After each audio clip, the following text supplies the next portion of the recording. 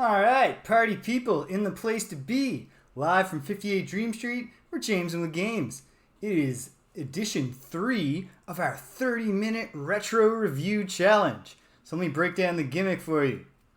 Whenever there's new releases on either Switch Online, for the Switch Online NES or SNES collections, that's Nintendo Entertainment System and Super Nintendo Entertainment System, for you who aren't up on our hip pronouncing the acronyms trend of the 90s, I'll go through those, and I'll go in blind. British, good to see you. I'll go in blind. I'll play them each for 30 minutes at least. I'm allowed to go longer if I want, but I will go at least 30 minutes no matter how bad or uncompelling the game happens to be. And I will talk about them. We'll see what's going on. And hopefully it gives you a sense, because you have all these games for free if you've got a Switch Online subscription. But you don't have infinite time, and not everybody wants to just play every freaking game in these collections to see if they're worth their time. So hopefully I can give you some information like that. And hopefully we have fun. Hopefully all of those things. When there aren't new releases, like today, I'm just going to go 3 at a time, bottom left to top right, and just work my way through both collections, alternating between Nintendo Entertainment System and Super Nintendo Entertainment System. So here we are, diving in to the very beginning, the very bottom left of the Super Nintendo collection. You can't quite see it on the screen because I've cropped this to be full screen for the games themselves. But we're starting with a Super Famicom only release. This game was never localized, but for whatever reason, it's the very first game Nintendo wanted to put in their collection. It's kind of odd. The Nintendo Entertainment System collection starts with Super Mario Bros. And Super Mario Bros. 3.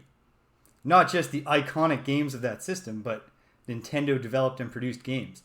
This one starts with Puyo Puyo, a game developed and published by Compile, I believe, and then gets into a couple of games that Nintendo published in North America, but did not develop themselves, Super Soccer and Super Tennis. So, that's what it is. We're starting with Puyo Puyo 2. Let's get going. We got 30 minutes on the clock. Firing it up. Right off the bat. Oh. Oops. There goes the timer. Right off the bat, we see a thing it's an odd feature of Japanese puzzle games to me. Any of your falling blocks games from Japan tend to have really thoroughly developed cutesy, wacky anime casts, which you wouldn't necessarily think is, a core thing that anyone needs to enjoy a falling block puzzle game. We got a little tutorial here in Japanese, so hopefully, I've played a lot of Puyo Puyo, even though I haven't really played this one much. So hopefully most of it makes sense. It's telling us to use a joystick and arcade face buttons, so I'm guessing that this must have started as an arcade game. They didn't feel like updating the tutorial screen when they brought it down. Fortunately, like I said, Puyo Puyo is a pretty straightforward game. So regardless of the fact that I don't know what they mean when they say press the arcade face buttons to change this and use your joystick, I assume that's going to correlate to the D-pad. But even though I might not understand this, I'll be able to figure it out. Kippa! Welcome! This is the Super Famicom or Super Nintendo version of Puyo Puyo. I'm not sure that there is a Famicom or Nintendo Entertainment System Puyo Puyo. I know that this is the second game in the series, so it's quite possible. Oh dear, we're uploading at an atrocious rate. And we're back. Back in the green. Let me know if the stream itself is breaking up for you. So there we go. Got our little tutorial. Got to meet the fact that we have an odd chibi. Wow, Famicom Puyo Puyo. Had no idea. I knew there was a Puyo Puyo 1, but I just thought that it was for... Yeah, I don't even know what modes I'm choosing. I guess we'll go with the one it started me on. Usually Puyo Puyo games have a sort of story mode, arcadey type. They give you opponents to battle instead of having you, say, try to accomplish a goal or play an endless mode like Tetris might. Is this going to stop on it? I gather this is not stopping on its own. Oh, it is. So I'm going to face off against Will-O-Wisp here. Now, Puyo Puyo No, okay. We gotta get the dialogue exchange before we get to the game. I don't know. I've only really encountered these characters in Puyo Puyo Tetris for Switch, because all of my youthful experience with Puyo Puyo was through the localizations for Sega consoles, and those are the Dr. Robotnik's Mean Bean Machine games. So here, this one, no real big reward for just connecting 4 and getting your prize. But the goal in Puyo Puyo is you get these little duos of pieces. I believe they're called Puyos. And you drop them in and you're trying to connect 4. Oops, I didn't even mean to connect those 4. And ultimately, what you really want to do is you want to set off combinations. For example, let's do a combination. Boom. That one, to begin with, was longer than 4, which is beneficial. And then on top of that, it dropped into a chain reaction. And thus, I've dropped garbage Puyos on my opponent to the right.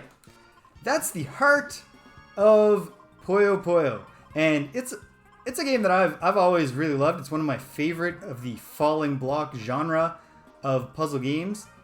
Though I will say, if you've ever played competitive online Puyo Puyo, you might have found that when you get faced off, if you get match made with a real expert level player, you are in rough shape from the word go. This is not setting off a...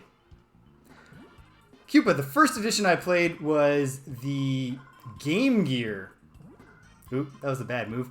The Game Gear edition of Dr. Robotnik's Mean Bean Machine. And then I played I discovered there was a Genesis version, and being very young, my immediate reaction was to be like, oh wow, this one must be even better than the handheld version. I wound up enjoying it less in the brief time that I spent with it as a young person, because I found the controls were just a little loosey-goosey for me.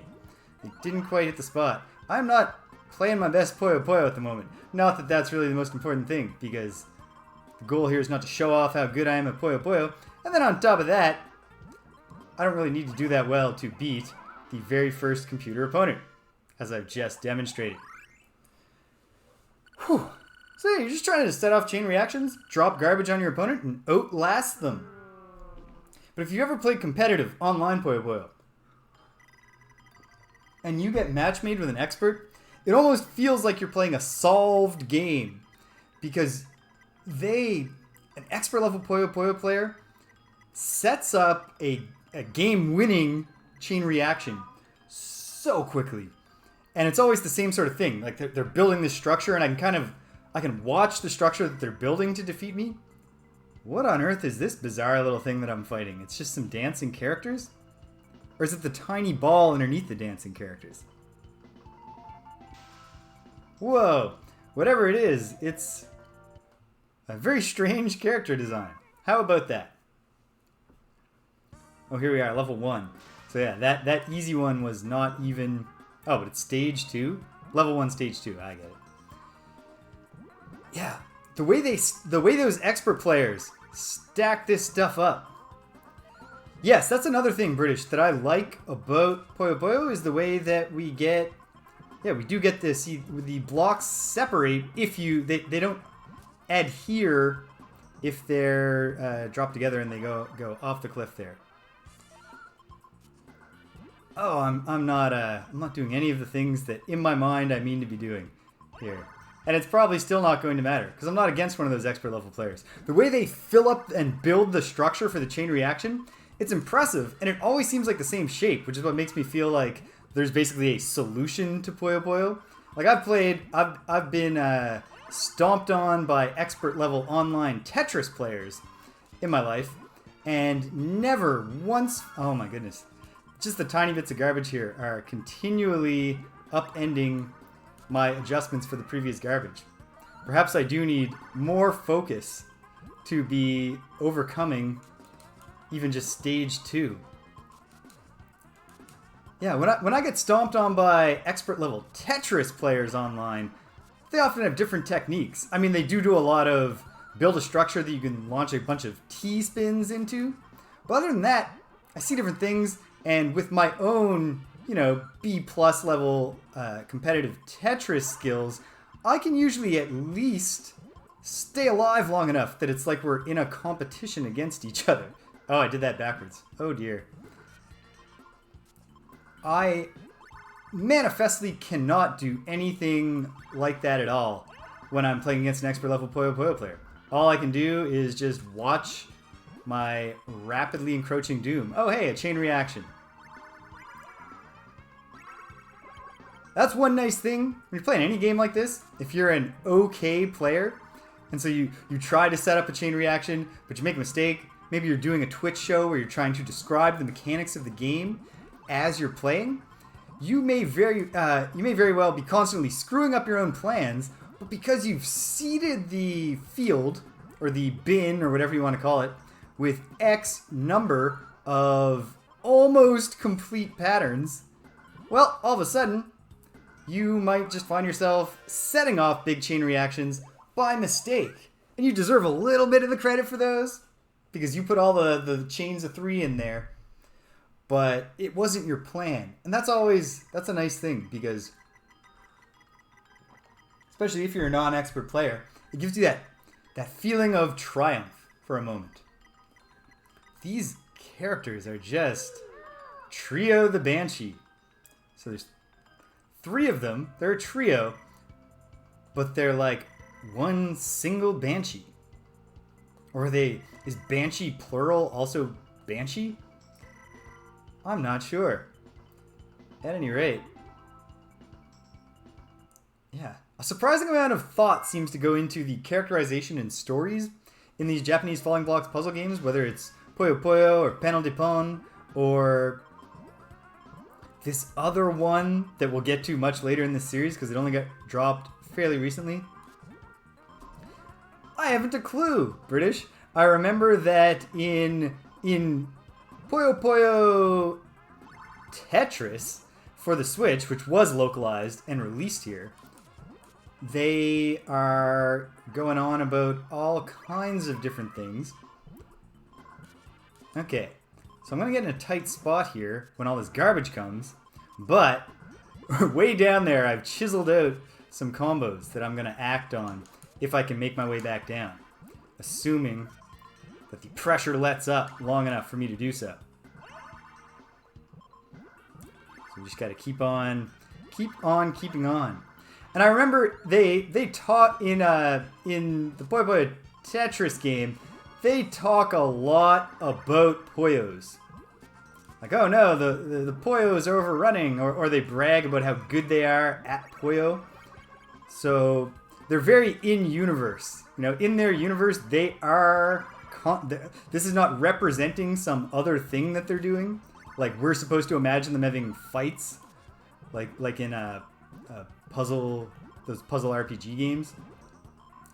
Instead, they're just meeting up and they're slamming down some Puyos and seeing who's the best at setting up chain reactions and clearing their fields. It's a strange world. Yeah, this is not going well for the home team. I am finished. Especially if I do that. Yeah. Oof. Defeated. So that gives me the motivation to try again and try harder. Because we saw 2 modes, so I do want to find out what is the other mode, since there was certainly no description and the graphics were not setting me up to understand what was going on. Game over. Counting it down, arcade style. But I don't need 10 seconds to decide if I'll play a game.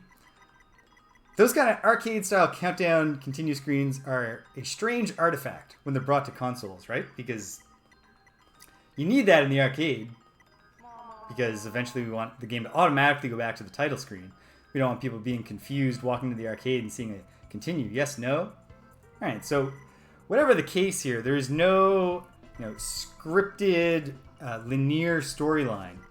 Or possibly this batch represents level 1 and they're non-linear, because it's randomly selected a different opponent for me. I am not at all... Actually, I'm almost positive that there are not any powers or other distinctions between the characters, that they'll in fact just get more difficult as I progress. Because that's how it was in Dr. Robotnik's Mean Bean Machine. There was no special thing that, I don't remember a single character from that game. But there wasn't a single thing any of them could do that made them distinct from the others. Alright, we're getting some chain reactions here. And really just, I think hitting the ground running, at least in the early stages, is probably the key. The AI has developed the ability to at least set off its chain reactions, but it is not yet at the point where it is doing a lot. It's not doing any long-term strategic planning. So if I can disrupt them early, well now, I got a stew going, baby. Or do I? Did I just get super cocky and speak too soon? Oh, especially if they're going to drop the garbage right there. Oof. Well, this is okay. We're going to battle back. We're going to win this one. I'm calling my shot. I shouldn't do that. I'm going to make a fool of myself right here on the internet. Oof. Well, at least this will clear a little garbage nice and easy. Come on. There we go. Right now, it's all just survival for me. I don't need to survive that long because the computer's in the same mode. There we accidental chain reaction that I deserve partial credit for, but they were also sending one, a much bigger one, back at me. I love this game. It's a very fun game. I got a lot of time for Puyo Puyo, which is good because I got 15 more minutes to play. All right. We want to check out that other mode for thoroughness' sake, but I'm not ready to throw in the towel on Stage 3 at a game that I know that I've defeated the single-player modes in both the Game Gear edition and the Switch version of Puyo Puyo Tetris. Of course, sometimes in Puyo Puyo Tetris, you can rely on your Tetris skills instead, and I'm probably a little better at Tetris.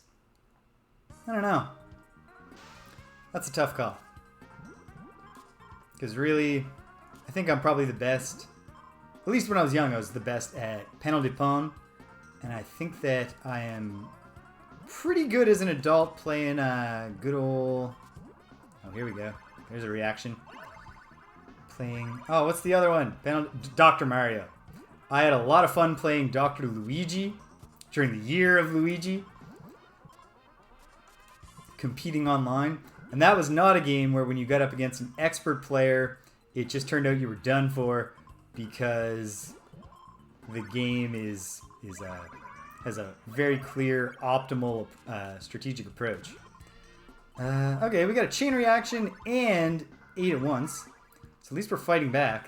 Of course, if you're fighting back as your opponent dumps garbage on you, you're not actually dumping garbage back on them.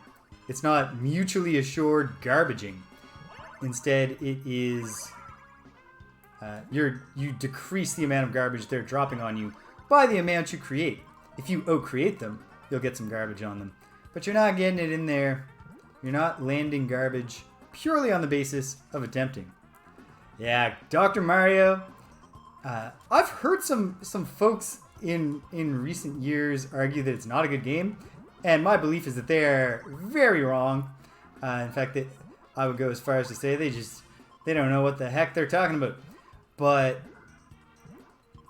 I love Dr. Mario, both the gameplay and the fantastic music. Oh yeah, there we go. And I'm claiming full credit for that. Every bit of that, I knew exactly what was going to happen there. I knew it was going to look beautiful. I knew that I was going to take it home. There we go. Stage 3, you're done. With your giant, freakishly large foot. And, Dr. Mario has, okay, Tetris has the most iconic falling block game theme music, which is a Russian folk song. Korobinki, I believe it's called.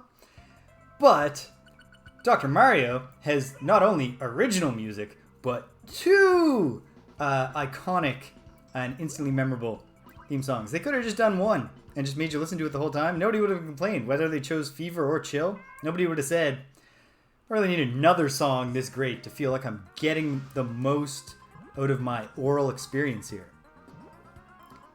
And yet they put in the effort. and bless their hearts for it, because it's not in the southern sense where you say bless your hearts to insult somebody, but bless their hearts because they have good hearts and they put in the time to give us 2 catchy little tunes. Okay, here we go. Oh, part of me wants to say, well, I got nothing left to prove because I did well a single time at level 3, at stage 3. But no, I gotta prove myself on stage 4, and then we'll find out what this one other mode is. I hope that it's similar to the puzzle mode from Game Gear Puyo Puyo, Dr. Robotnik's Mean Bean Machine, that lays out a room for you and challenges you to solve it. I really, really enjoyed that mode a lot in the Game Gear version. Oh, sweet. That's a freebie. That was not a combo, a chain reaction I could initiate in any other way than by being given the exact color combination that I needed to do it, and the game was kind enough to give it to me. It's playing favorites. Nowadays, you play a falling block game, and I can see the next 2 combinations that are on deck. You get a lot more information about what's coming, I find, in a more modern game. Probably, among other things, more screen resolution means you can show the next 3, 4, whatever Tetra Nemos or whatever else happens to be dropping on the heads of our players. What am I doing? That was not the way. Oof. Okay, now we're just in desperation mode. And I see I've got more purple coming. But it doesn't matter, because I've also got more garbage coming. And we're done. We're done. We're defeated. Stage 4 is too hard. I give up. I quit. No. I'm not sure what this story is. Was Puyo Puyo was Compiled donating part of the proceeds of this game to fight against AIDS and presumably HIV? If they were, very cool. And if they weren't, just an interesting activist message. There are far more than 2 modes. What's the story there? I guess they want to start you off easy? Ease you into things? Okay, so... My goodness. Well, now we're going to have to do oh, that must be what... Okay. So... The B button was also a select button. And I went right back into the same mode. That's an odd choice. A and B affirm a decision? How do you cancel? You're violating the universally understood rules of what the A and B buttons will do here, Puyo Puyo.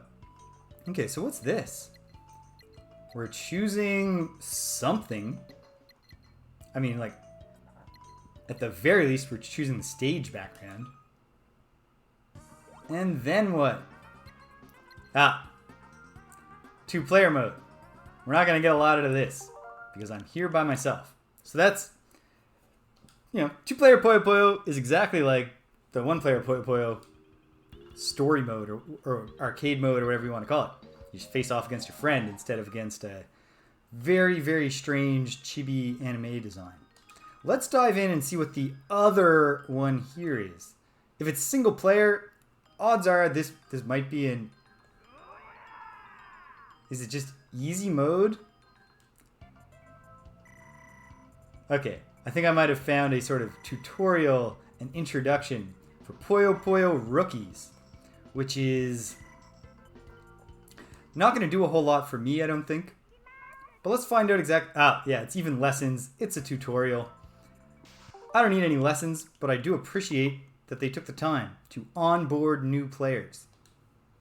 That's not a thing you necessarily see a whole lot of in games from the mid-90s.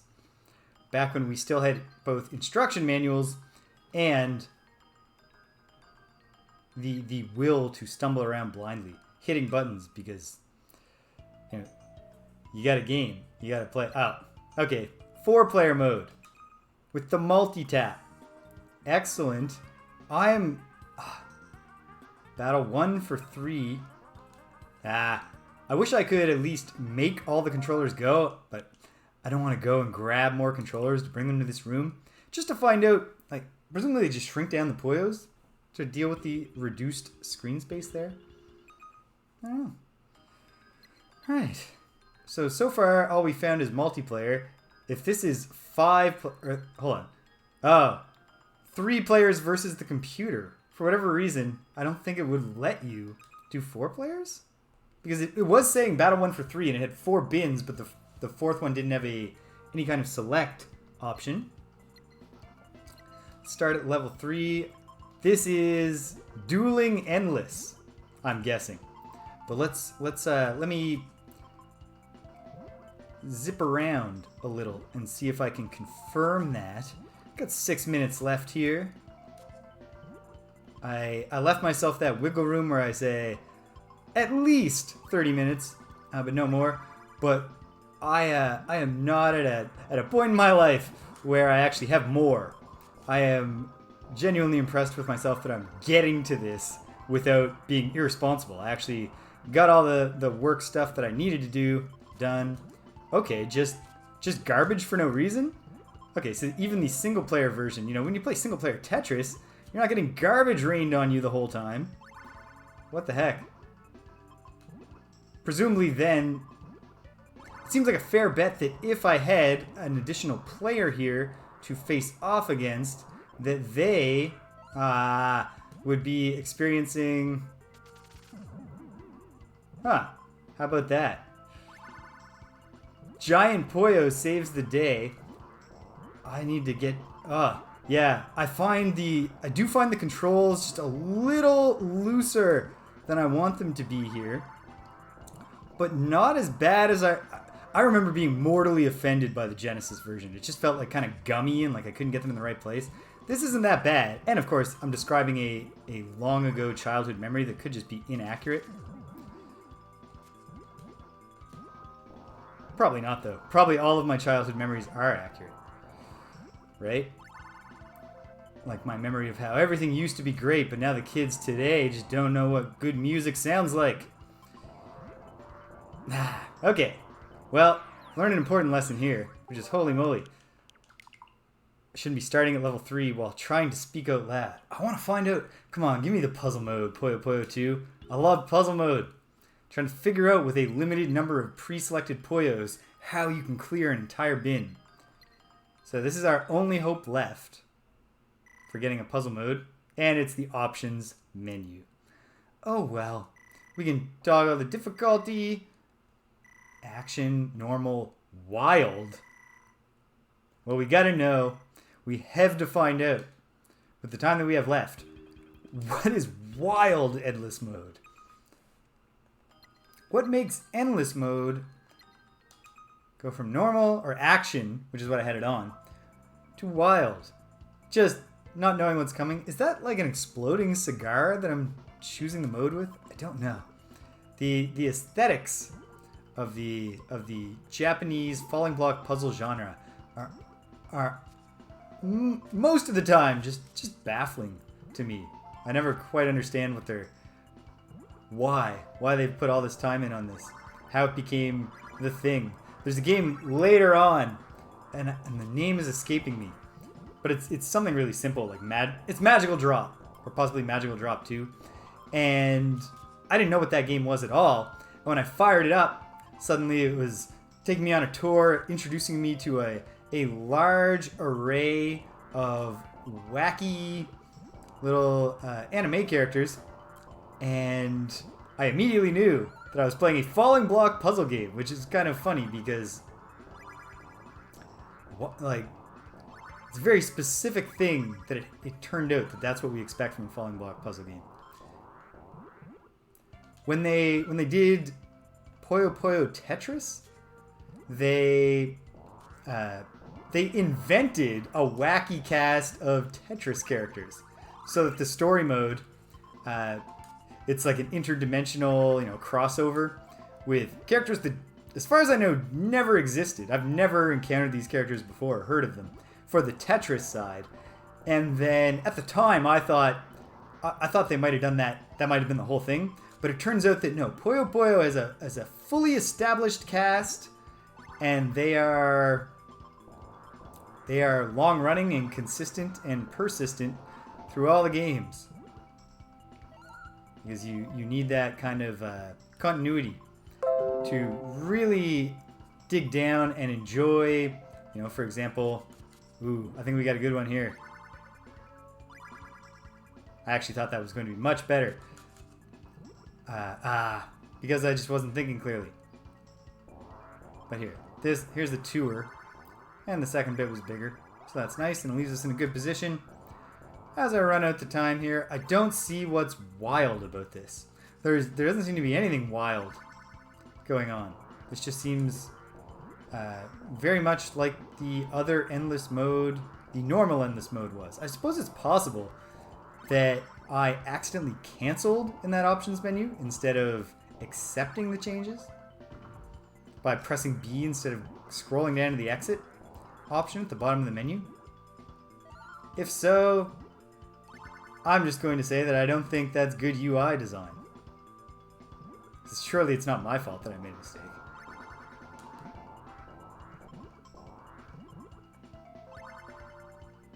Says the guy who forgot to save when he was playing Ultima 5 the other weekend and just lost a bunch of treasure that he had found during Dungeon Delve. That one was my mistake, but surely this one's not. We're never going to find out because we're running out of time here, and honestly, I think you get the important parts of Puyo Puyo just by seeing what the base game is. If there was nothing more to it than the base game and they hadn't designed all these characters, just dropping Puyos and trying to beat the computer AI on the other side that doesn't have a wacky picture. I did learn my lesson, British, that's true. And certainly if I ever do try to customize, you know what? Here's what we can do. We're going to the options menu just to look if it's the same. If it changed according to my request. No, it was on wild. I don't know what was wild about it. And I cannot read the characters or the language. It's not like if it was transliterated, I would suddenly be able to read it. So we'll never ever know. It's impossible to find out. I'll look it up on Wikipedia for the write-up on the avocado.org. And that's our time with Puyo Puyo 2. Is this game worth your time? It is absolutely worth your time if you don't have a more recent version of Puyo Puyo in access. If you paid for Puyo Puyo Tetris, I don't necessarily... British, that's an excellent question. I hadn't even thought of that. I would have gone right out and given my real-life initials. I'm not entirely sure that I'm concerned with keeping my identity a secret, but yeah, maybe JWG or JMS, something like that. Usually I do first, middle, last initial. But, I'll have to make a decision when the time comes and I'm shown a high scoreboard. But this game is worth your time if you don't have, Puyo Puyo Tetris, or I'm sure that there are Puyo Puyo games on, say, the Vita, if you're a Vita player. But if you don't have access to any other Puyo Puyo, this is a fine Puyo Puyo game. And if you like falling blocks puzzle games, Puyo Puyo is definitely one of the top tier in that series, in that genre. It's a great series. The aesthetics are odd to me. And that said, I don't mind the aesthetics. And it's not about the aesthetics. It's about the gameplay. And it's a really fun game. So we're going into Super Soccer next. But, oh, hey, JS Space. Let me tell you. I am not sure if I want to become famous, but I offer the same deal to every follower-selling solicitor who comes in here. Give me 50 free followers so that I know that you got them. And then we can talk about me paying you for more. And do these followers, are they going to subscribe? Like, what good is just a bunch of followers? Like, bump me up to affiliate mode, but there's only like 3 people who actually exist and none of them care, like, to subscribe. I don't know. I don't know what the economics are. I hope nobody actually gets taken in by these scams. And yet, why would they do them if they don't? So let's set the timer. 30 minutes on the clock. No, I keep pressing the wrong keys. 30 minutes on the clock as we dive into Super Soccer. Now, despite using the very basic name scheme that Nintendo was using, actually, Mario was already Super Mario. But Super Metroid is the sequel to Metroid. A lot of Super Nintendo games start like that. And even though this was published by Nintendo in North America, this is not a Nintendo game like soccer was. And for that matter, Super Tennis is not the Nintendo sequel to Tennis by Nintendo. It's a whole new thing.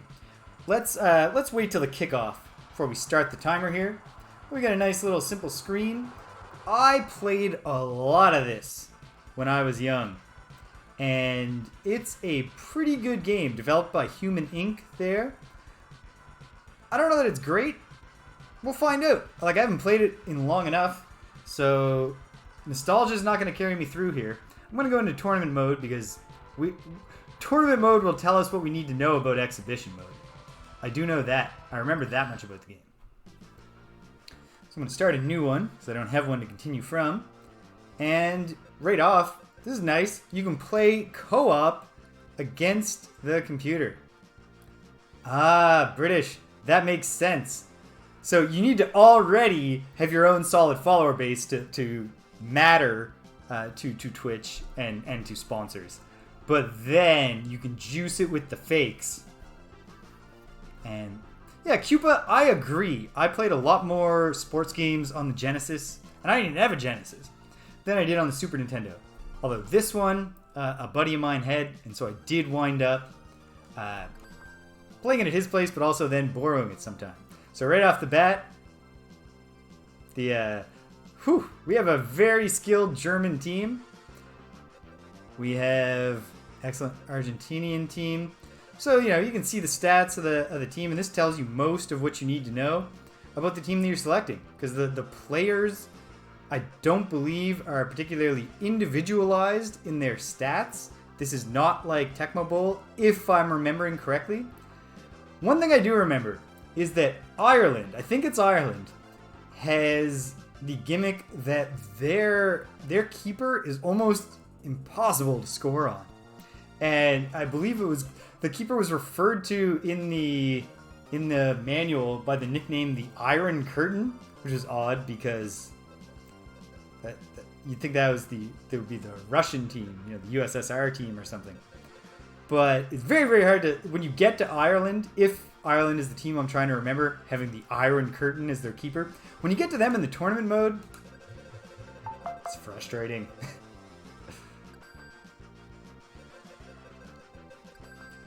Yes, your country, British, Cupa and anybody else attending, for your information, British is so named as a fan of the Ultima series, and not because he is letting us know his nationality in his name. He's German. So, yeah, you can choose your formation, and I don't know enough about football or soccer to make an informed decision here. I would sometimes choose sweeper when I was young because I would just it seems special, right? Belgium is going to use a 4-2-4. Should I counter that with a 2-3-5? I don't know. I'm not even 100% confident that whether I'm... Oh, no, I can see where the characters are facing. So that's my keeper at the bottom. At least I know that much. Let's do a 3-3-4. Sure. Great. Auto or manual? I believe that's for keeper control. Yes. So I will let the keeper be controlled because that was a very good addition to sports games for hockey and for football/soccer when they finally stopped asking us to do the net minding kind of passively with the exact same directional controls we were using to try to have our defenders prevent the shot on goal in the first place. Alright, here we go. 30 minutes on the clock. I don't remember the pacing in this game. It's obviously not real time. Nice Mode 7 graphics right off the bat. I don't remember the controls either, but they're going to be pretty simple. It's going to be like pass and shoot. A is for a kind of simple forward kick. I know on defense, I can do slide tackles. And, well, I know a fair bit about the various team sports because when I was young, I played some sports. I played soccer for like 1 year and then baseball for quite a while. And I would play sports with makeshift sports with my friends. But then Also, video games taught me an awful lot about the rules of team sports. Yes, really good, especially because we got Mode 7 effects here for the field. So that the camera can kind of move on the field and we can get this kind of feeling of depth because the field itself is a 2D graphic, but it's being rotated to create the illusion of 3D. This is far from the most impressive use of Mode 7 effects, even in the like first generations of Super Nintendo games, but it's effective. And yeah, the game looks pretty good. We do not have distinctive players. You know, every single player on the, you know, all Germans are I don't know if they fully thought through the implications here, but all the Germans are perfect blonde Aryans, and all of the Belgians have the same haircut, and I guess everyone has the same haircut, and then just your hair color varies by your nationality. Strange stuff when you really think about it, but it's a graphical limitation. So you can do the body checks, you know, shoulder tackles instead of slide tackles, but it's risky. I just got the red card. Carl, you know what? The character is being named and represented with graphics. I don't believe I get to replace Carl.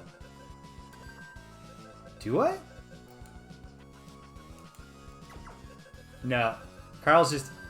I'm not sure. I'm not sure I fully understand how red cards work in football. Whether you're kicked out in a... kicked out and now your team's down a man, or whether you're just kicked out. But, yeah.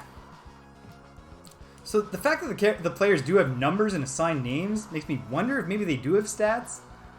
But I don't think they do, even though I did eventually, after reaching a similar conclusion about Tecmo Bowl while reviewing NES games 2 weeks ago, I reached the conclusion that the characters weren't the same, and then when I looked it up, I discovered that yes, they were.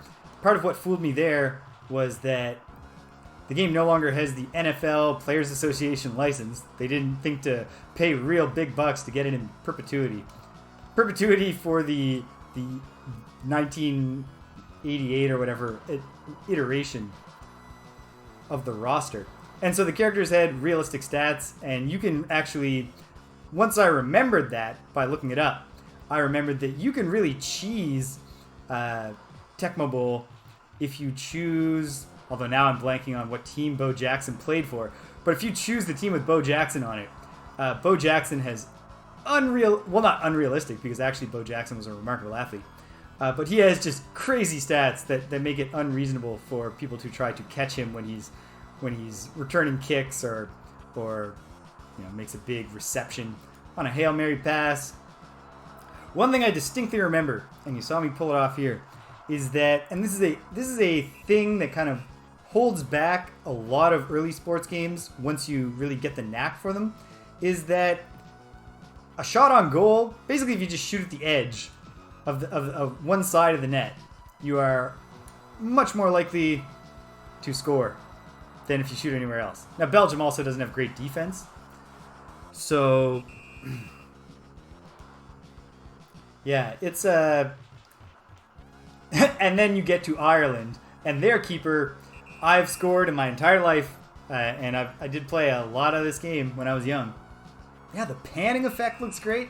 Really effective, simple use of you know, a single mode 7 effect to really give this game some depth. It's terrific. But in all my time, I scored a single goal on the keeper on the Irish team. If I'm remembering correctly, that Ireland has the OP netminder. I've scored one goal in all of my time playing this game, and fortunately I managed to shut that team out and continue in the tournament mode. Because if they'd scored even once, I assume that I would not have made it up in penalty time, and that I would not have made it up in the shootout at the end. I assume that the overpowered stats extend to shootouts. Who knows? So, Fortunately, I'm very unlikely. I guess it's selecting my next opponents randomly, it seems, so maybe I will wind up being forced to play Ireland during this stream, and we can all be frustrated together at what a really bad design choice it is to just make one team practically impossible to beat, especially when they're not like the end boss and anybody else. I should look into how can I change the target for my pass.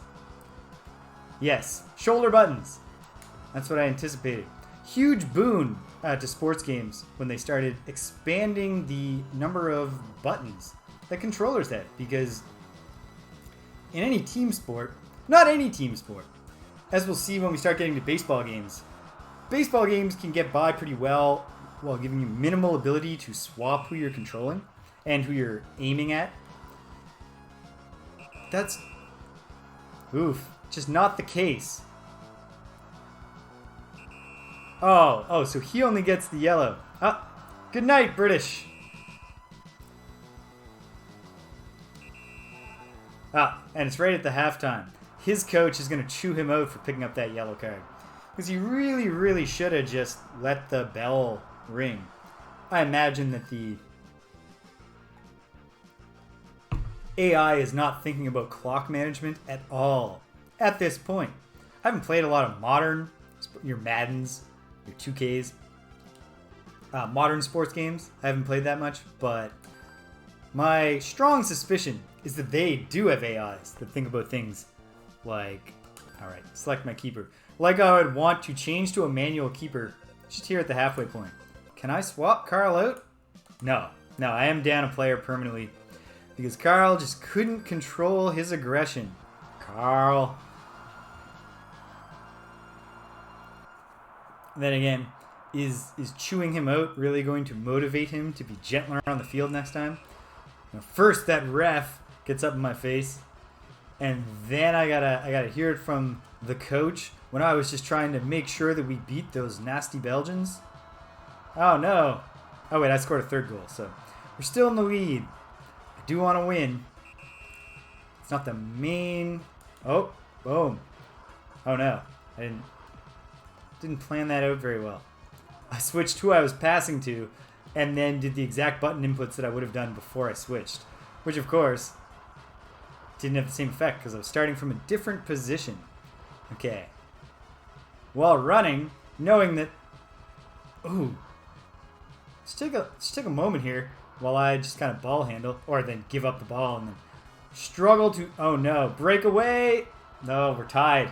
We might be going to penalty time. Why are you consoling the netminder like it was his fault that his defense abandoned him? But are you hearing this music, folks? Whew. It's far more, the music is far more exciting than I've ever found the watching of a soccer game, of a football game to be. That's not fair. I've certainly experienced exciting, during the Olympics or during the World Cup, if my family was already watching, like my father was down there already watching an important game, and then I came into the room and he told me like, oh, there's 10 minutes left and it's a tie game. Oh no. Now the Belgians are thumping us. We're getting waffled by the Belgians. I'll just let that one sit for a moment. So some of those games are exciting, but football as a whole, and don't tell Greg, my broadcasting partner on Thursdays and Fridays, that I said that, because he's a big football fan, and he would, Lotar's holding it down. 3 out of our 4 goals all come from Lotar, the Ubermenschen. So, yeah. But generally speaking, like I've always joked, and this is hardly that, not particularly original, but I've always found that, football, you watch it and like the commentators are like, it's 0-0 with 20 minutes to go in regulation play, a nail-biting match. I think like, man, I'd be more excited if somebody scored. Or, Argentina with 45 minutes left in regulation play, Argentina has taken a nigh insurmountable 1-0 lead. Anyway, that's unfair. You know, I'm not a football guy myself, so I just don't I don't know, and I can't appreciate the nuances of the sport. Oof. Oh, thank goodness. We're hanging in there. I'm going to try to bring this home for the good guys. This is one of those cases where, even more than with Tecmo Bowl, there's a real flaw in the we're going to do it for 30 minutes policy, because there's not, and I can testify to this because I've played this game, there's just not a whole lot left to see after you've played a single game. We'll see what the progression in the tournament is, but I believe it's just another randomly selected team that you must face off against, which is not how actual soccer tournaments work. Round robins and playoffs. Oof. Back to a tie. Bum, bum, ba-dum, ba-dum. And whether or not a shoulder check is a penalty, I think, is determined by two things. Outside of the big box around the goal, I'm not sure what that box is called. If you're outside of that box, I think it's random. Just oops. When you hit that one, we decided it was a real tough one, and now you've had it called on you. Now we're not going to get to penalty time. We're struggling to hold it together here. So, okay, come on. But the controls are tight here. Very simple. I should talk a bit about the controls. I have B for shots on goal, A to pass, and then oddly enough, what does Y do? Y is also a pass. In fact, wait a minute. They're probably different. They're probably subtly different, if I'm remembering correctly. On defense, it's just B for a slide tackle, Y for a shoulder tackle. Or A. Sorry. A or B for a slide tackle? No. A. I don't understand what the controls are. Entirely. Okay. So, yeah. Y is a targeted pass to the character who you are currently highlighting, whereas A is just a light kick in the direction that you're facing. B is your shot on net. There's a challenge introduced by the 3D effects and the perspective. When you're shooting on the down goal, you got to really have a solid foundation. Oh goodness, time's running out here. Solid foundation in the size of a football net relative to the box markings. Oh, time. No penalty time? Perhaps Super Soccer just doesn't do penalty time. One thing that's nice is this game took almost exactly 15 minutes, so we at least have our pattern here. We have our format for the rest of the Super Soccer portion, which is that I'm going to play one more match. It's a shame. We squandered it. Belgium has proved that vertical stripes arranged horizontally are superior to the same color stripes rendered horizontally and then stacked vertically. I assume that is the core of any Belgian-German sports rivalry that exists. Well, now that we're game over, we should pick a different team. You know, in theory, shouldn't Brazil be an even better team than that? But I'm curious. I would like to find out. Belgium. I'm not even confident that thing's random. They might just be creating the illusion of randomness while actually sending me through a scripted, or a scheduled, a pre-established, netminder, auto please. On the flip side of shooting on the bottom of the field, player side goal being difficult, I got to assume if you were manually controlling your keeper, it would just be torturous. when during the half of the game that your keeper is never going to appear on screen prior to the shot being taken. Well, there you go. Okay. Whoops. I started hitting my triggers there instead of my shoulder buttons to try to select a different player. And you have a time limit. The keeper will just get fed up with you and go ahead and take his own shot if you mess around too long holding the ball after a save. Oh, I should have used the dedicated pass button if I wanted to make that pass. I tried to do it with the just kick it and see what happens button, which is just not as amenable. Oh yeah, here we go. I enjoy the ultimately I think I'm gonna have fun no matter what I'm reviewing. Note that when I'm on defense, I'm controlling not all the characters at once and not just one character, but specifically every character who currently has a number displayed. Is that also the case on offense?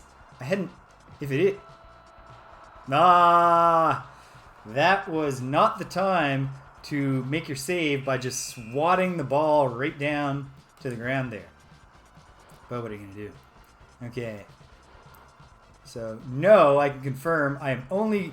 The other number that's displaying when I'm on offense is just also the number of the person I'm highlighting.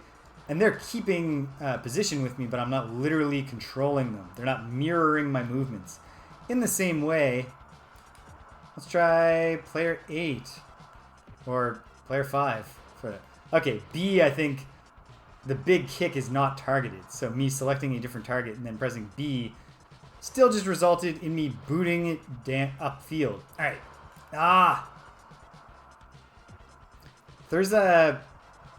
It's a satisfying game.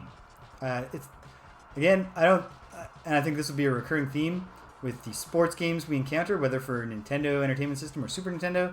We're gonna consistently find that they're not super deep.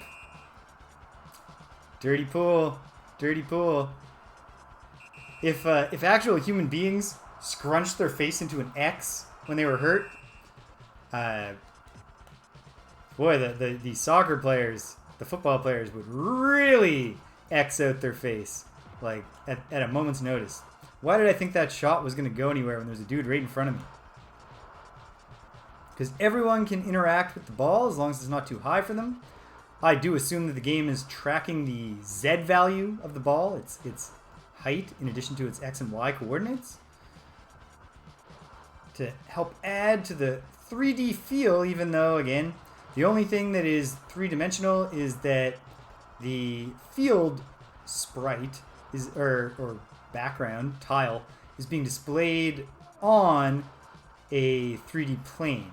It can be rotated and zoomed on, even though it is just a single flat polygon. Pitiful shot on goal. Because once again, I got all tangled up there. Oh, come on. At least, I chose a team with a high run stat this time precisely because I was doing so much trying to catch up to the other players as they closed in on my goal last time. And I thought, if I'm the fastest team, well, that oughta... Yeah, you cannot do a targeted pass way down the field. It's just... The keeper is not going to go for it. You got to either just boot it and pray or kick it to someone who's close to you. Despite, again, knowing exactly how to cheese out a goal, it's nice to see, actually, that I know exactly what I got to do to make my shots most likely to go in.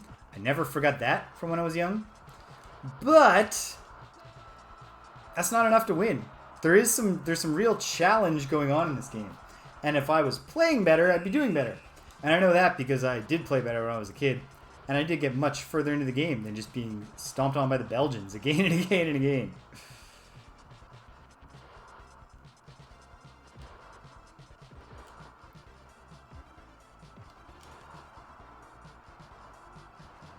Alright. Okay.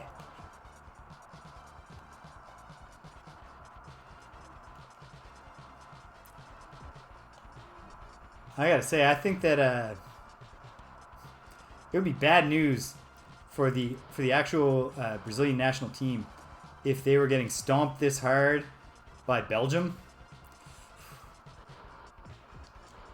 Just football fans can be pretty passionate.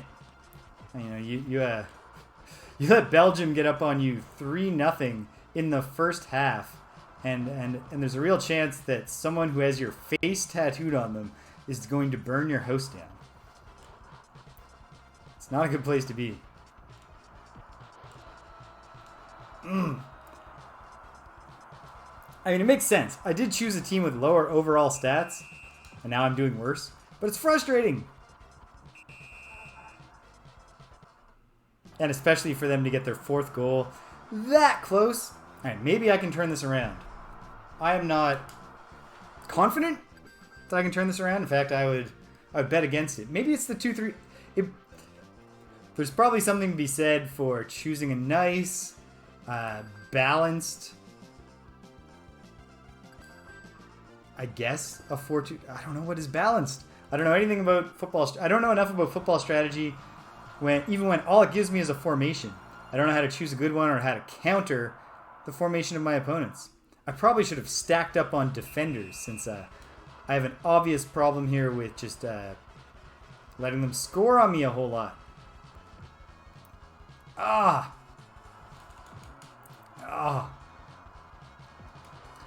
think I should have gone for the lighter A kick there when I hit it inside the zone.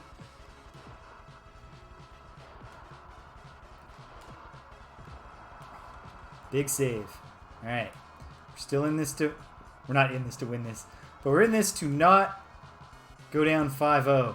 That's the dream. If we can just get one on the board before we give up our 5th goal to the opponent. Misread the lay of the land on that one. And I'm giving up a corner kick. So I got overeager. I meant to slide tackle. But the ball was it was in my possession by the time I converted my thought into a physical action. Okay. We're up. We let him up 5-0. Oh, Henry.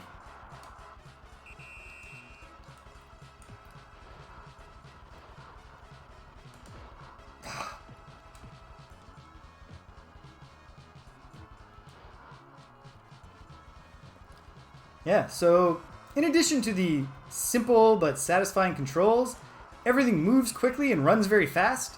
The fact that we've got a little, early generation Super Nintendo technical showcase going on with the Mode 7 3D effects, and even though we have, at any given time, I don't know that I've seen all 22 players on screen, but they're all there. They all have a position that's being tracked, and we're getting a lot of sprites on screen. No slowdown. No, nothing. And Nintendo is very faithfully emulating whatever slowdown did exist in these games when they convert them to the emulator. So, big slide tackle from the Belgians. I am stymied here. I don't know what to do. I don't remember how to play. I was doing way better as the much higher stats team. What are you gonna do? This is a fun game, ultimately. And it's really, it's a good thing, I think.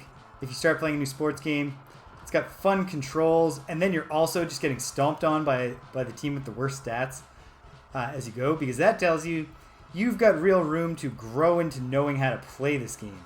There we go. Shot on the corner of the net. Goes in, because keepers are bad at getting there. If soccer keepers and goalies, hockey goalies, hang out, go for beers or something, do the soccer keepers just get really frustrated about how much easier the job of the goal? I don't know that it's actually easier to be an NHL goalie or any kind of hockey goalie, but just looking at the size of the net and the degree to which you're wearing equipment that can also help you. Okay, all right. If we can spam that one kick, Paulo here can really, if we can just keep running that exact one play. No. Paulo tried to get it, but he didn't. We got to get the ball back to Paulo. No.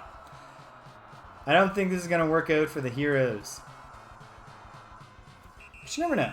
So we shouldn't give up. Whew. I'm going to be real happy just a few weeks from now when this late summer Halifax, Nova Scotia humidity is gone. There we go. Another goal. Thank you, Edson. Because I just glimpsed my face in the little OBS preview window there, and I am looking shiny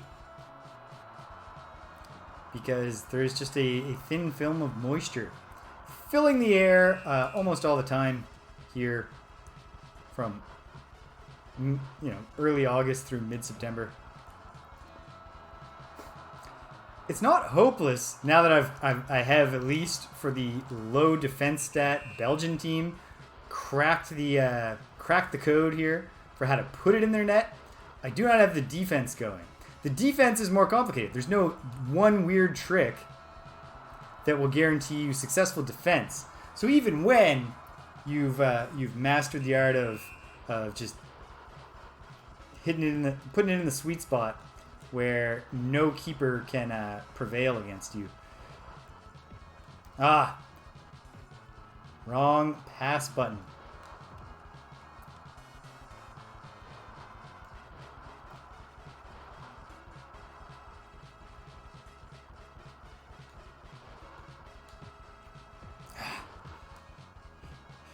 The AI has one intrinsic advantage over you, which is it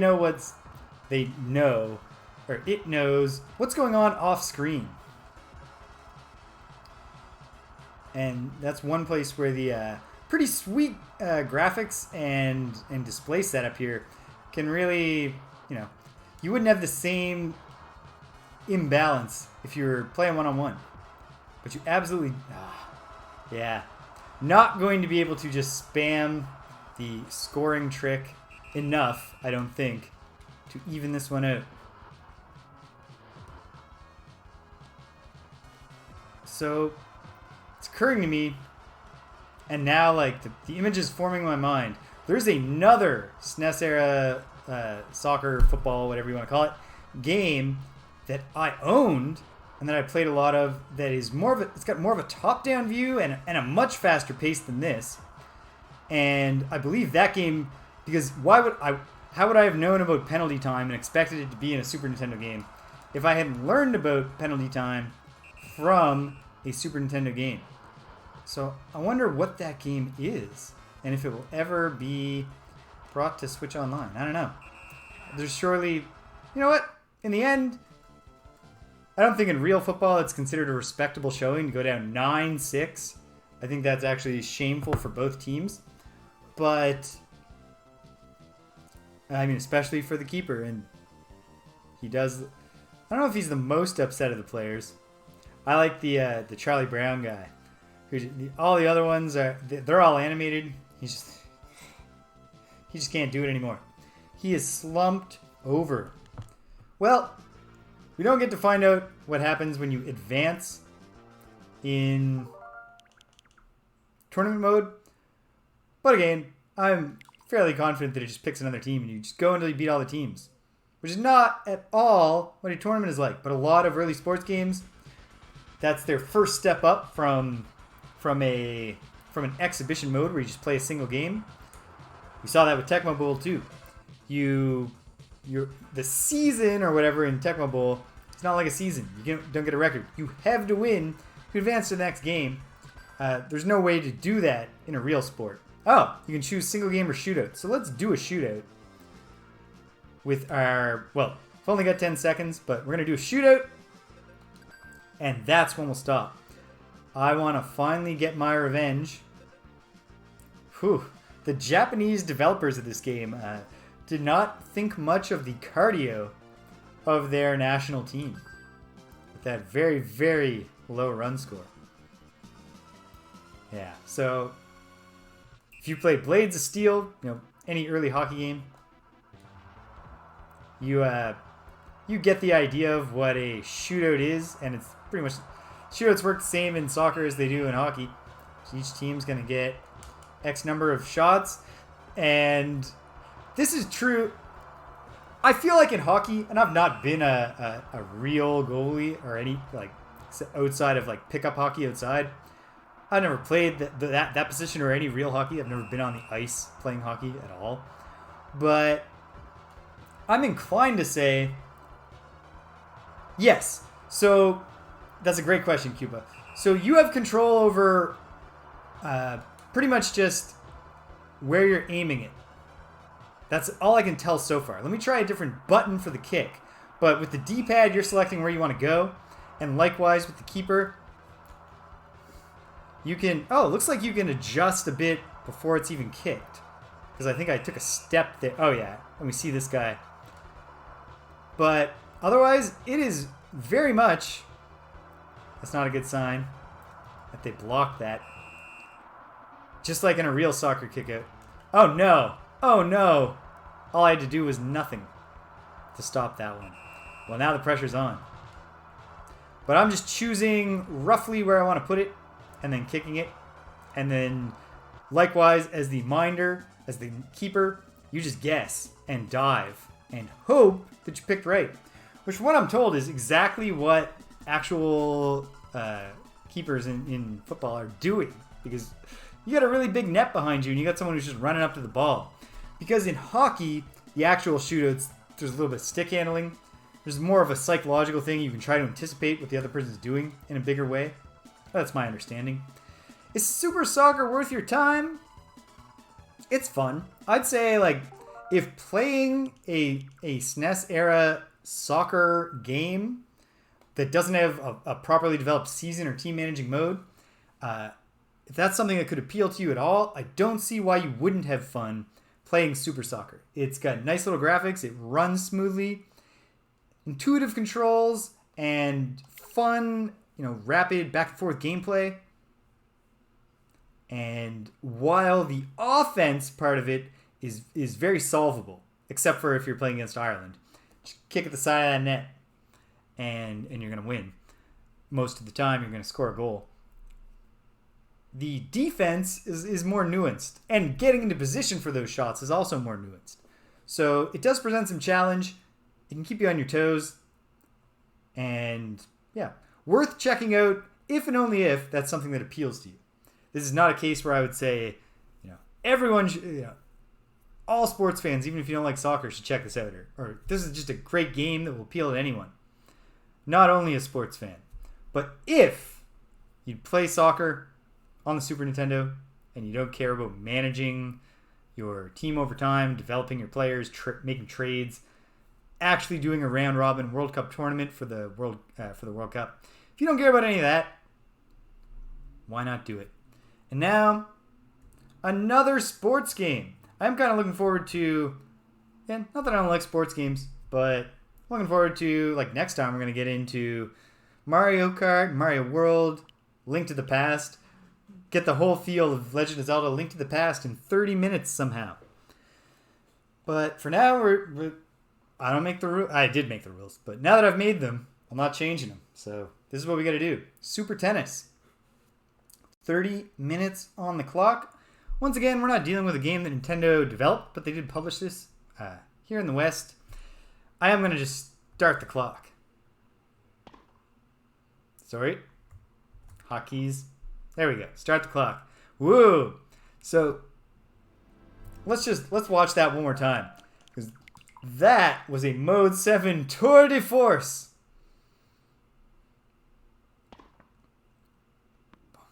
Putting us in the person of the ball itself. Although, again, because not actually three-dimensional, they couldn't work a net in there. So just before they set up the net, you're the ball being swatted around. Super Tennis has singles, doubles, and circuit. So I'm inclined to say these are two exhibitions. I'm going to do an exhibition game. And if there's time left, we'll check out what the circuit is. Because the circuit might make me play full tennis games. And I don't even know if we can get one of those done in a half hour. One player versus computer. Well, we should have names. I have no confidence about what any of these players might be, but I will go with Yuka in honor of the charming professional wrestler Yuka Sakazaki, who is, I don't know if she's even in the top 100 of my favorite professional wrestlers, but she's likable, and I recognized the name when I saw it, so that's what we're doing. And I feel like Lisa's probably no good at tennis.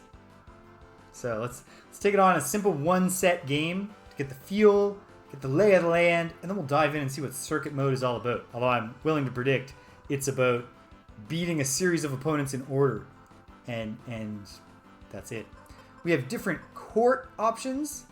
I want to play on clay. My apartment building has a tennis court, but it's asphalt, and it has not been tended to very well, so it has all sorts of like bumps and breaks. All right, so we start out here, and immediately I'm willing to predict is tennis games. The controls in tennis games have not changed a ton, or any of the experience of playing tennis game, since NES Tennis, which oddly enough, we haven't done yet, and we will be doing next time. Whoa. This is a fast game. I've played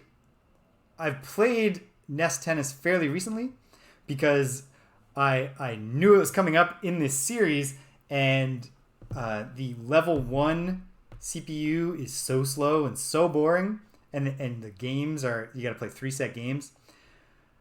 I knew I couldn't do it. So that primed me to expect slow gameplay here, which is not. Yeah, so this is not a sequel to NES Tennis, and yet, not great hit detection. I am keeping the ball in play while very visibly coming nowhere as close to the ball. But so far, so good. I haven't pressed any button but B, and B is doing for a serve and for a basic volley.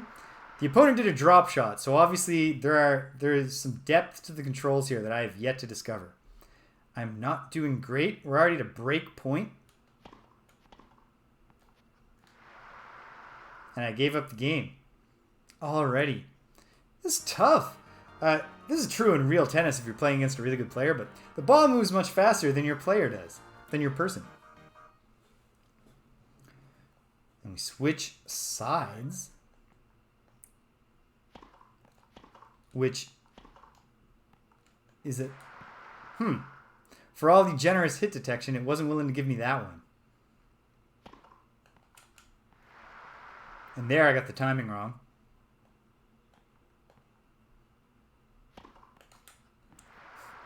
Not liking my odds when I hit the circuits at this rate. But we're going to figure this out. Ha! Or maybe she'll double fault. I'll get a point on the board. Ah! There I mashed the button, which you cannot do. That cannot be your strategy. Don't just mash the button. Will I do better serving from this end? Okay, Y is your lob button. That's good to know, but don't do a lob when you've claimed the net, when you've made your way up to the net, because it'll go out.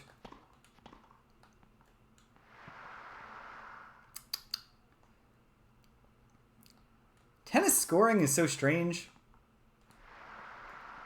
I'm sure that's not an original observation, I'm sure. But I gotta look into the history of that. By the time I do NES Tennis, I will share with you a tutorial on a history lesson about how they decided, the first point you score, that's 15. And the second point you score, that's 30. But then the third point only gets you to 40. We're not going nuts here and giving you 45 points. And then when you score at 40, you've won. But we're not going to call that anything. There's no number value assigned there. Oh. On the board. Finally, with a point. Not a game. Thanks to the unforced error of the computer. All right, what does A do? A is kind of it's not a drop shot, but it's got some spin. What does X do? Kind of thwacked it. None of those did a drop shot, and I'm sure I saw the computer pull off a drop shot. But the X button is really kind of opening things up for me here. It's giving me more control over where I aim my returns. And that's unlocking the fact that I'm playing a basic exhibition mode. I even took a game there. And then she did the drop shot. What's the story? How do you do a drop shot? I don't know. In real tennis, I know that it's actually, you're supposed to have the... Okay, they've worked the net in a sophisticated way. In NES tennis, you can hit the net and lose the point, but I don't think you ever hit the very top of the net and dribble over and get an easy point as your opponent struggles to get there. Whoa. It's nothing fancy. It's not true 3D, as we can see by the kind of shenanigans with the net there. But Mode 7 really was a good...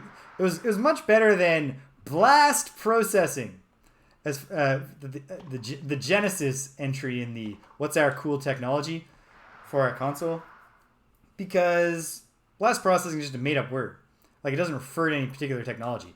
The Genesis was pretty good at running games fast, and thank goodness, because the Sonic series would have nothing to offer if it couldn't move very quickly on the screen. There's no button, I don't think, to make Yuka scream at the referee like she's John McEnroe, but I would have sworn that was in the doubles out lane.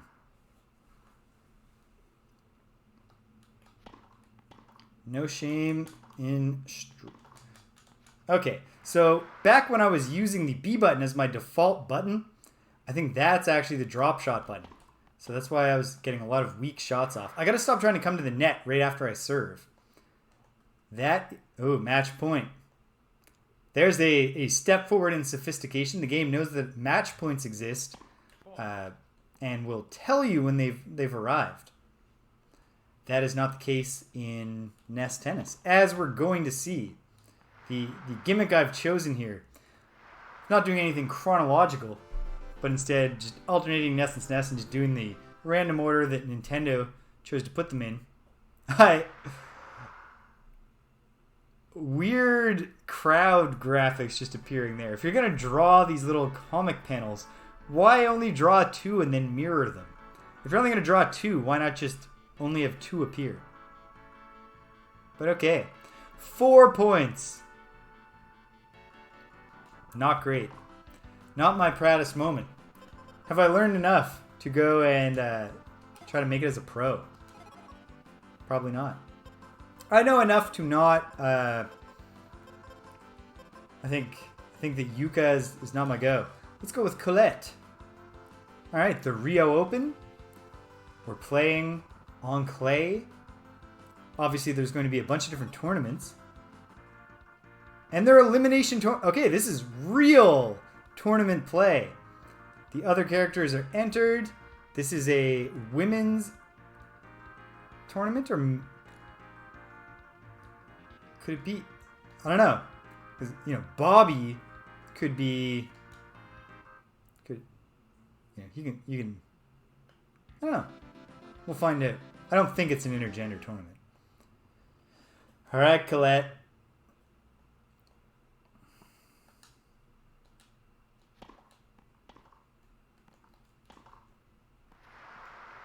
Went for the drop shot and was not close enough to the net to pull it off.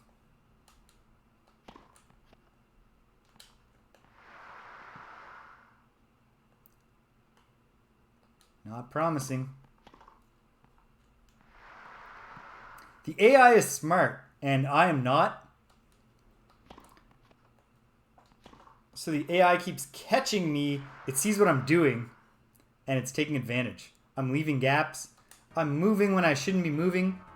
I'm not playing good defense, and the AI is smart enough to exploit it. Not that I don't think that my my crummy tennis game is obviously not so sophisticated that it's that impressive that the AI can work around me. That serve.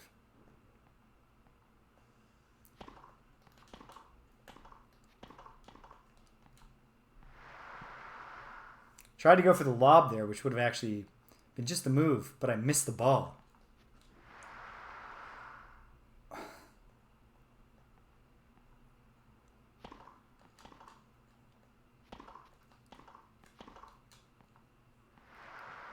We had a dive attempt.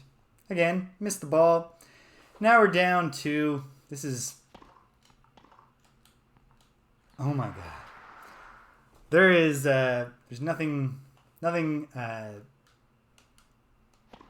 about this is making me feel like a guy who's spent an awful lot of time in his life playing video games and is actually pretty good at them. This is a humbling experience. There we go. That looked out to me too. Does this game... Did the makers of this game not know that you only use the doubles lanes in doubles play? I don't know.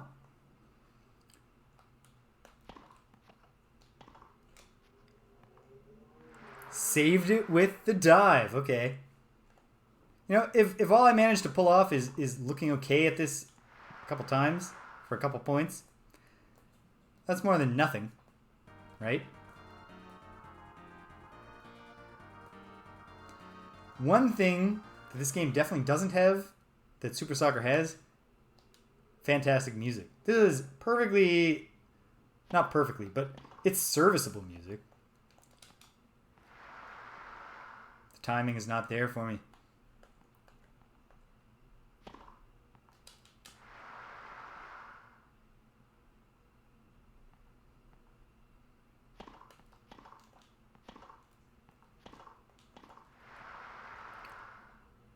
Go. There we go.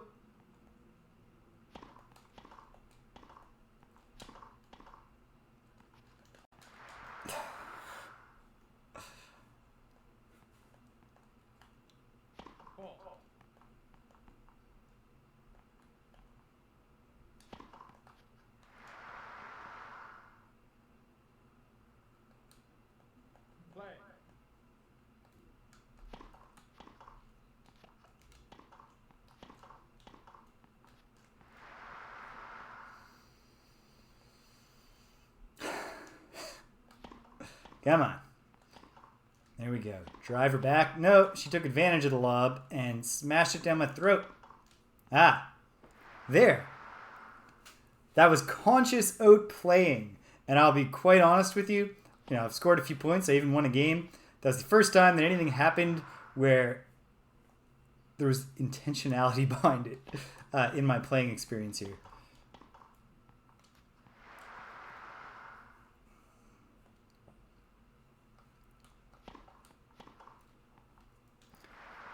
So, this is a good game, but it's got a learning curve, and I am obviously not learning it super fast. The fact that, you know, it's so fast is great, but simultaneously, that does make it tough in the very beginning when you don't know what the hell you're doing. To react quick enough. I might not be being helped along by the fact again that I've got my Switch plugged into a capture card into my computer, and now I'm just watching this in OBS, so I might be experiencing a little bit of input lag as well, which obviously would not help. Not that I'm making excuses. I promise. I'm doing a bad job at this game. I'm just saying that I might be doing an even worse job. Oh god. Match point to gain. I don't think I can head off all these match points. Unforced error.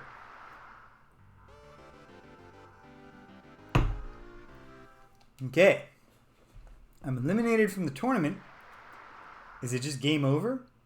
Obviously, I can't carry on in the tournament. It was an elimination.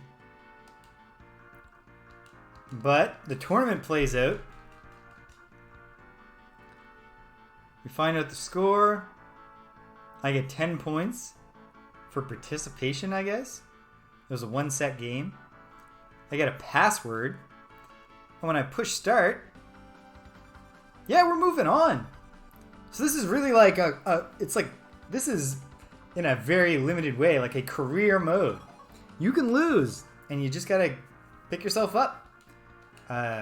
Which is much more like real sports. Even the best people best teams, the best tennis players, lose sometimes in real sports. And their career doesn't actually end when they pick up a single loss. Oh ho ho! Maybe Colette is... it's quite possible that I'm playing against an easier opponent, that the AI opponents do have, preset skills and personalities, so to speak. And then I drew a lucky... Maybe now I'm a low-seeded tennis player because of my pitiful performance in the Brazil Open. Who knows? On the note of how even the best tennis players, lose a match sometimes.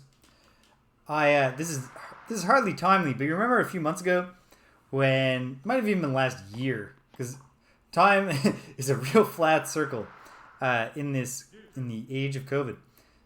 A deuce.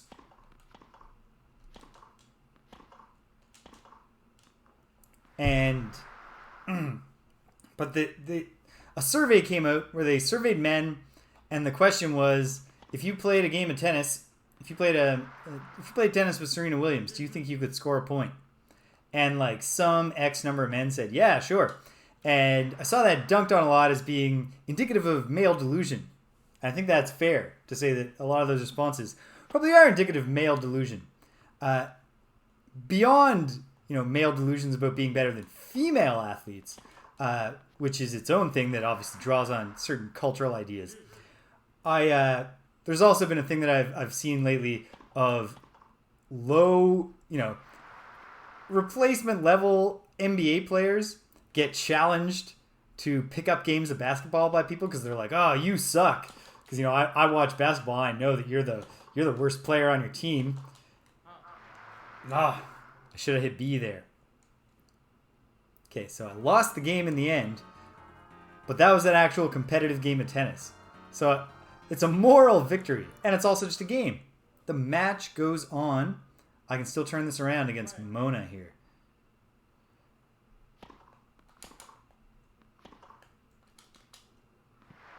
Not with play like that.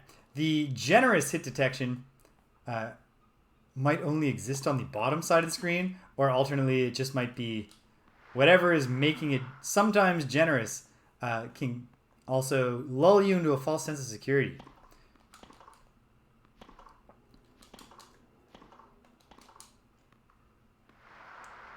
There we go. So anyway, yeah, these dudes challenging, low-level NBA talent to pick up games get destroyed because, in fact, to be the worst guy on the Chicago Bulls, you have to be one of the best basketball players who ever lived. So we have these delusions even before you add in the fact that just a lot of men are dumb and they think men will read a statistic. The best male tennis player probably will win a game against the best female tennis player. And they extrapolate that to being, well, the Serena Williams isn't really that good at tennis. She's just playing as dumb shit like that. And I'm sure, I want to be clear, I'm very confident that many of the men who responded to that poll and said, yeah, okay, there we go. They know about the doubles lanes. Who responded to that and said, yeah, I'd win a game against Serena Williams. A single point against Serena Williams. Some of those men were being delusional in the sense that they were thinking, yeah, because she's a good women's player, but I'm a man. However, if I was asked that same question, could you win a point? I would need some more information. I would need, are we playing a full match? 3 sets? Best of 3. So it's only going to be 2 sets, because Serena Williams is going to stomp me in straight games. I'm not going to win a game. But in the process of Serena Williams stomping on me for that long at tennis, do I think that she could make an unforced error because she would just get bored of stomping me? So, oh man, I still need to, because let's think this through. 2 sets, so you got to win 12 games. You're going to win 4 points in each game. So 48 points in a row. I got to think somewhere around closing off the first set, Serena Williams destroying me, just kind of starts thinking about what she's going to have for supper. And at some point, will she, double fault just because she's just slapping the ball around, or return one of my feeble serves with too much power and it goes out? These things are, yeah, I could pick up a point. I wouldn't feel like I wouldn't earn a point. I wouldn't be doing anything. It wouldn't say anything about the relative tennis skills that were being displayed there on the court. But it could happen. So I think if I was actually confronted with that poll, I would recognize what they were really like, how they were thinking about it. Or I would be like, can you give me some more information about exactly how you're conceiving this question working? But yeah, that would be the nuanced response. Maybe I can pick up a point through no fault of my own. Yeah. Then again, it's equally possible that one of Serena, I'm gonna hit the opening serve, and Serena Williams is going to return it, and the ball is just gonna hit me in the sternum, and I will be hospitalized and lose the game. It'll be a 1-point game that she then she won the match by default. Oof. Well, that was an unforced error. I hit the lob button. I developed some early confidence in that first game against Mona, and it was largely unwarranted. I am now being taken home. Mona's taking it home. But let's not lose hope. Maybe. No. Actually, I think it's time to lose hope that I'm going to win a game in this tournament. I think I'm going to be eliminated yet again. But we got time for one more. And that's the goal. Moral victory if I win a single game. I can still win this game. But I don't think I will. I can force the deuce. I gotta get through another match point, but I could. It could happen. But it didn't. Because I hit the button too soon. As though I were playing Mario Tennis. Whichever the Switch one. Mario Tennis. I don't know what the subtitle was. Okay. Not a proud moment, but... Oh, no. I still just ranked 9 and only got 10 points. The fact that I literally did better did not mean anything. Mario Tennis Aces. Thank you, Cupa. So in that game, you know, the button pressing, the timing does not work the same as in this game. I'm a fan of this. Moving on. The Nairobi Open. Here we go. Playing on a lawn, so we're going to have a bit less of an active ball. And I can see that it's tracking like the overall rankings. So there's a real thing going on here, and you don't have to win to play the whole thing out. Which, quite frankly, in a game that is presenting me with as tough a learning curve as this, am I playing Mona again?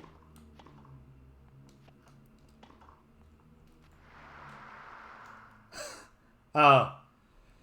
I thought that I had just made a fool of her. But she'd actually already scored the point. I was just playing it out so hard that I hit the ball even after I'd lost the point.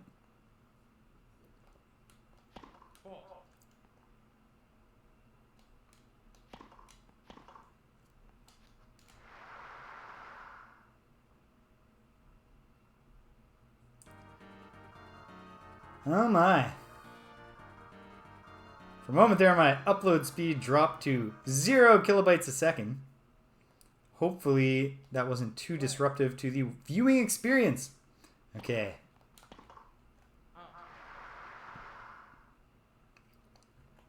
But yeah, in terms of, when you got a kind of tough learning curve on a game, for example, because it just plays real fast and the AI is pretty good at reading you, or seems to be. Ugh. Having a circuit mode, as they call it, which lets you play all these different tournaments, get eliminated, tracks ongoing stats, and presumably then at the end will be like, congratulations, you were the number 14 ranked player out of 16 or whatever. That really gives it some replay value because you don't have to just bump your head up against round 1 in tournament mode again and again and again. You don't have to, put a ton of time in on exhibition mode to learn. Rather, like, I can just carry on with this, and I have like a benchmark. If I filled out this tournament, which I very well might, this entire circuit of tournaments, which I might because I'm having quite a bit of fun. And by the way, shout out to the graphics where, when the camera moves back far enough, we're seeing an actual, like, there's some stands and they've animated some things. I don't think this is Mona, but I didn't look closely enough. So those of you at home already know that I'm probably not playing Mona. I think I saw the name Becky, but I'm not 100% sure. Should have gone for a lob.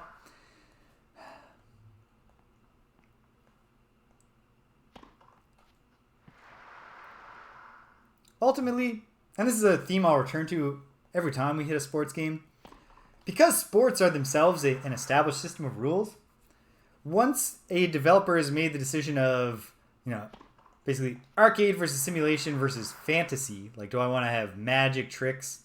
Yeah, I'm playing Becky. Becky, to me, you're just another Monica here. Mona.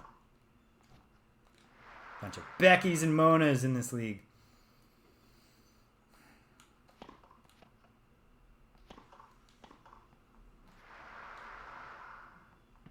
That was another one that I hit after I'd lost the point. Would have been heroic if I'd made it there on time. Okay, I feel good about getting a service ace at least. So because once the developers decided, am I going arcade style, am I going simulation style, or are we going arcade but also wacky? Or I guess you could do simulation and wacky. Once you've made those decisions, you get a lot of similarity in the way that these games play. Oh, wow.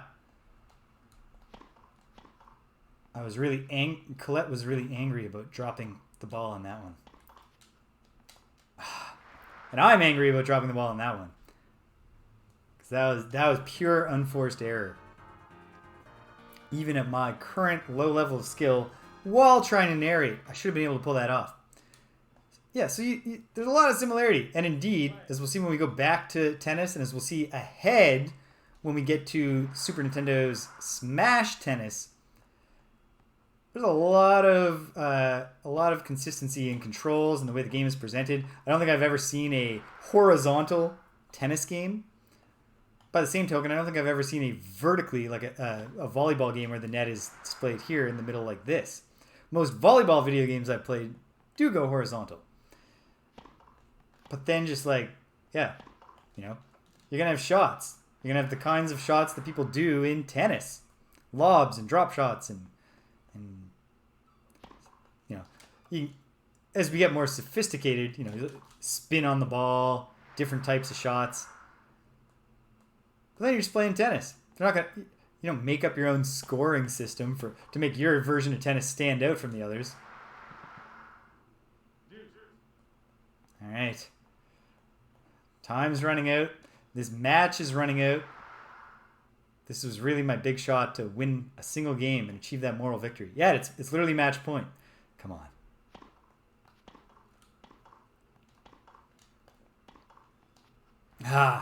I was so confident that she was going to go to the other corner.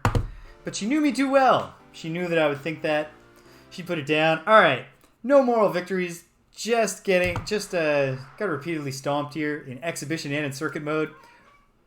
And yet, despite the fact that this game made me look like a noob in public for all to see, to my everlasting shame, look at me, number 12.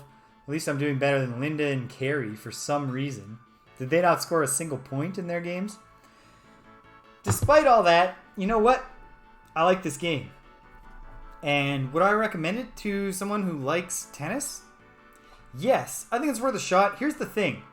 I know I played Smash Tennis, which is also on SNES Online, but I don't remember it well enough to know which of the two I would recommend. So you're going to have to wait a long time to find out if this is the best Super Nintendo tennis experience you can get for free on Switch Online. But if you like tennis games, I think it's worth firing this one up. Especially because this circuit mode has a cool gimmick of it lets you do a whole bunch of different tournaments.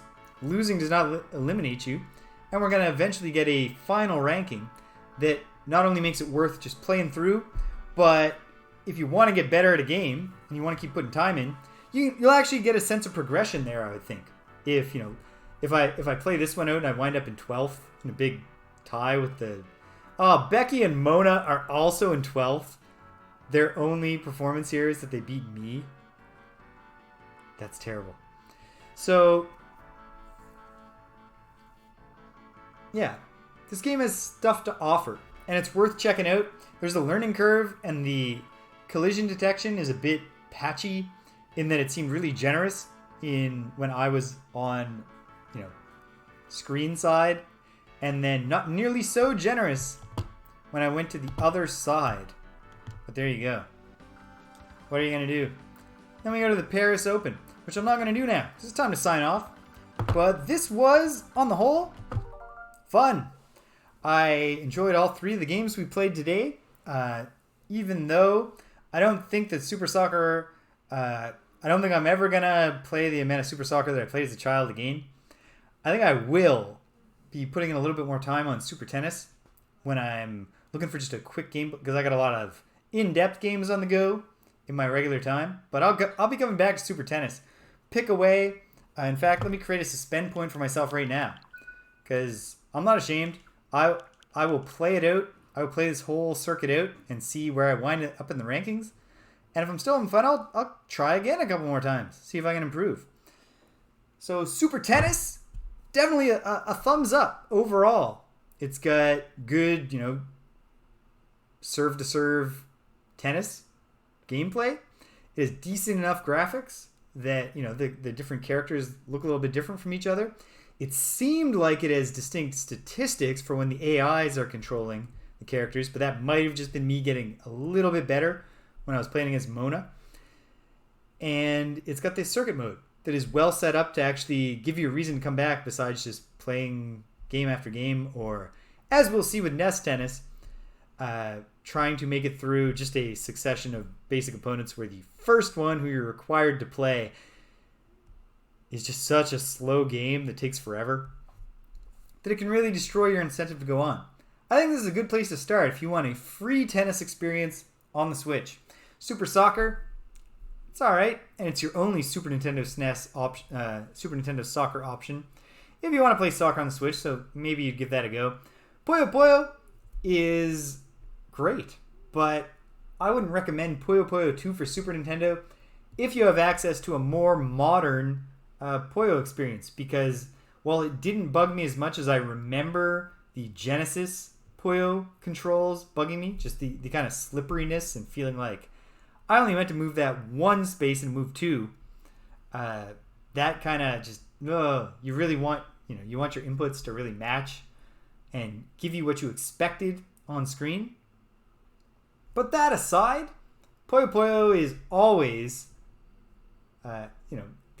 solid fundamentals. So if you don't own a Puyo Puyo, you never played one, and you don't want to go just pay for Puyo Puyo Tetris or Puyo Puyo Tetris 2 on Switch right away, absolutely worth checking out. Even though it's in Japanese, it's simple enough. Even if you don't read Japanese, you will figure out how to play. And you can have a lot of fun. All right, Cupa, I'll see you later. Thank you for sticking around for the end. Thank you for anybody who tuned in, sticking around to the end. I had a good time. I hope you did. I'm hoping, and we'll see. I would love to start doing this weekly if I can manage, but otherwise, I think I'll keep getting it bi-weekly. I'll put it on the schedule as soon as I feel like I can do it regularly. And that's it for today, folks. So you take care of yourselves and be kind to everyone you meet.